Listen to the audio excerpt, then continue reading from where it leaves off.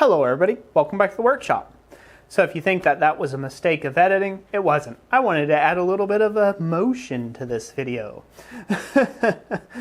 So I hope you guys enjoyed that little intro there. Anyways, let's get on to the subject of the video, shall we? So I want to take and show you guys real quick. We're going to do some online math, some YouTube math for a second. Yes, it's going to be unintelligent and it probably will not make numerical sense. But I want to take and throw out just a little bit of a word of caution and tell you not to do this in your business. Now, the one thing that you should not do in your business, and the whole subject of matter of this, is do not spend what you make.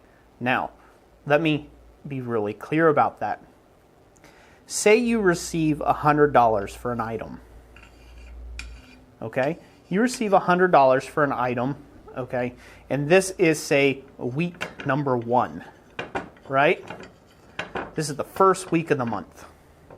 You receive $100 for an item. Woo! Doing good, okay? The next day, this is a Monday, the next day, you spend, say, $75 of that money on something. So now we're negative $75 here. Hopefully you guys can see that. You spend it on something. Say you were looking at a tool and you decide now's the time for me to buy that chop saw that I was looking at because I made $100. Now, say it takes you, with other jobs that are going on, it takes you a week to complete this item and you ship it out the following week. So on week 2, okay, on the second week, we're going to write this down.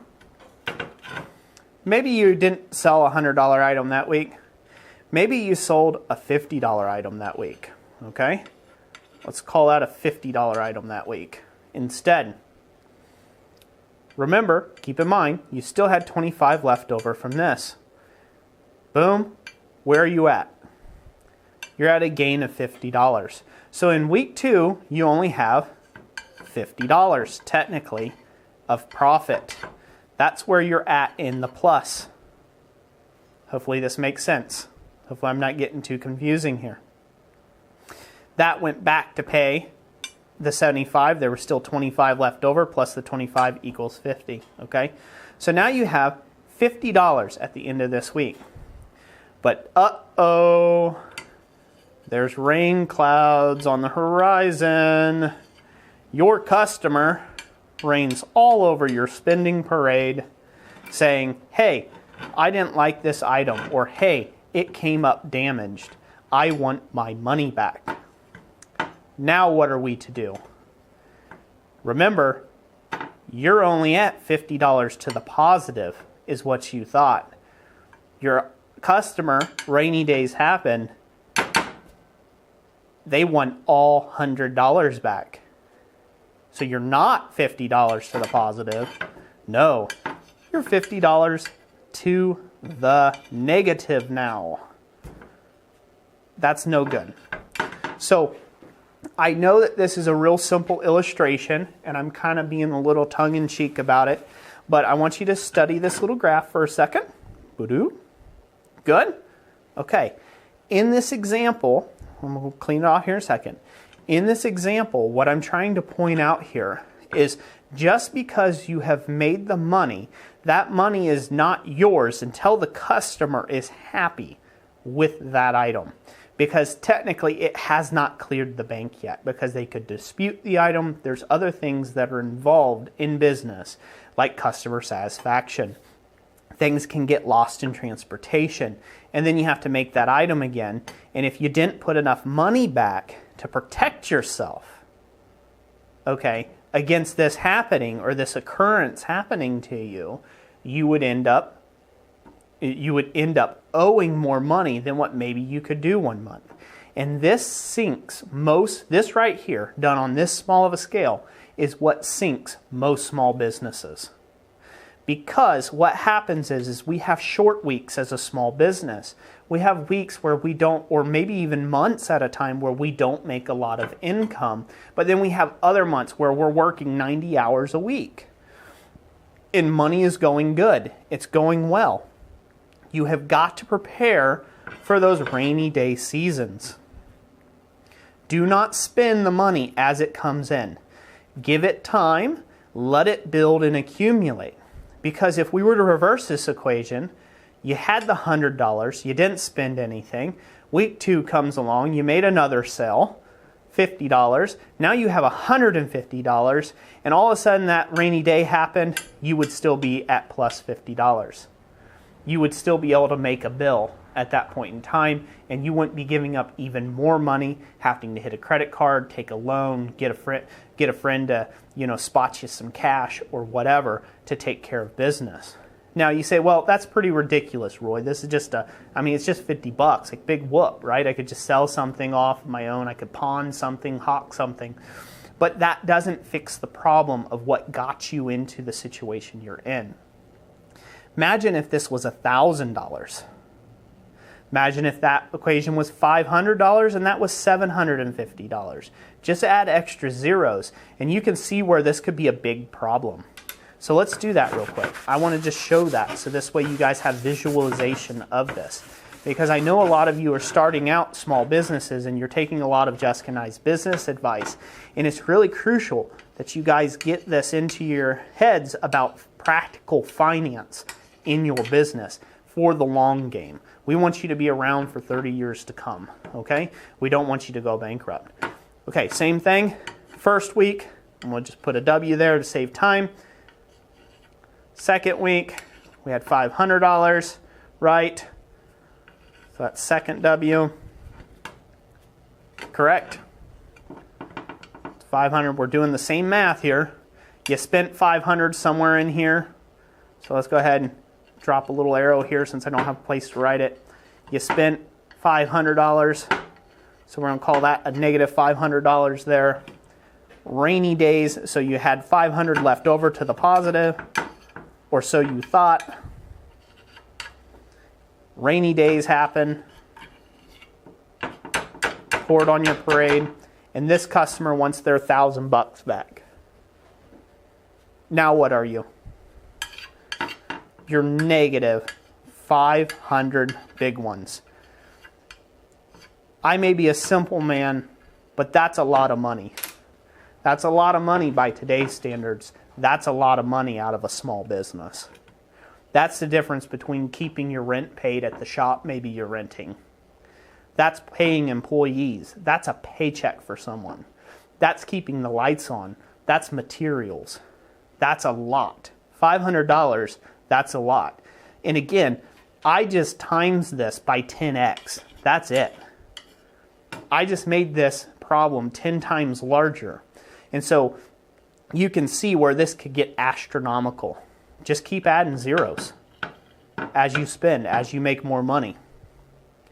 You say, well, Roy, this is all well, nice and fine. Probably won't happen to me. You're kind of making a big deal out of it. This has happened to Jessica and I on many occasions where we were spending next month's income. We were spending what we should have been saving, and then when we got to that month, by the second day in that month, we had no money. We had a negative amount of money in the account. Sometimes it was negative $600 or $700 to the negative that we needed to take and pay. And we had no way of paying it. And it took us a long time to come to the realization that that is what was happening to our income. We were spending things as they came in, and then when people wanted their money back for whatever reason, sometimes things just happen, you know. We had one person that their kid was diagnosed with like leukemia or something, and they had a lot of unexpected medical bills just come up. And they asked us, like, look, we know we're putting you on the spot, but, can we work something out, like a payment process? And Jessica and I just gave them their money back. We just refunded. I already had the job in the works, and we did that. Another person, their family member had got sick. I forgot what it was. They had a death in the family, and they had an unexpected travel expenditure that they had to go for. And in that case, Jessica and I just sent the item. I think we did that for the kid that got the leukemia. if I'm remembering correctly the situation. We've done a lot of orders. We've done 5,000-6,000 orders in my career here as a blacksmith so far, but so I might get it diced up. That's where I need Jessica to correct me, right, guys? Anyways, but in that case, we just sent them the item on anyhow, just to be a blessing to them. And then we've had other things where somebody said, "Hey, you know what? I just lost my job." This one I remember quite well. There's a guy, he had just lost his job, and he had purchased, I forget what it was. It wasn't a whole lot. I want to say it was like a $150 item. It was a $150 item, I believe it was. I believe it was a bowl, I think. And he said, "Hey, I just lost my job. I'm not going to be able to take and pay, pay this amount or whatever. Like, can we work something out?" He was all excited about it originally. We had more worked with him a little bit. And I already had the thing done. I sent it to him and I said, "Hey, you can just pay me when you get the chance," right? I gave him time. I said, "Just pay me when you get the chance." And he's like, "Really? You would trust me for that?" And, I believe that, people, want to be good, so to speak. Not that they always are good, but, I believe people want to take and be honorable people. So we just kind of did an honesty thing there. I just sent him the item anyhow. And you know what? Lo and behold, it was about almost 6 months later. I just figured I gifted it to the guy. It just wasn't going to happen. Boom. He came back and there was a check. He had got a new job. It really blessed him that he was able to get that for his wife's anniversary. And Lord and behold, there it is. But again, that was money that was already spent, that $150, right? He needed that back. And my kids needed that. We needed groceries. We had groceries to get. I'm making little doodles. We had groceries to get, right? And groceries, I don't know where you're at, but they cost money. They cost lots of money, At that time, our daughter was in ballet. She was dancing. She was doing ballet recitals and stuff. And that costs money. So again, those type of happenings that happen, thankfully, we had already had this fixed. We had this issue fixed, that it was no problem, no sweat, $150 off the table. I get it. Things happen. So we gave the money back. And, and God had blessed us to that point that we could do that very generously, and it didn't really hurt us as much as it would. But I've had situations where internet accounts, I'm driving this home. I know this is a long video. Stick with me. I had occasions where I went on vacation,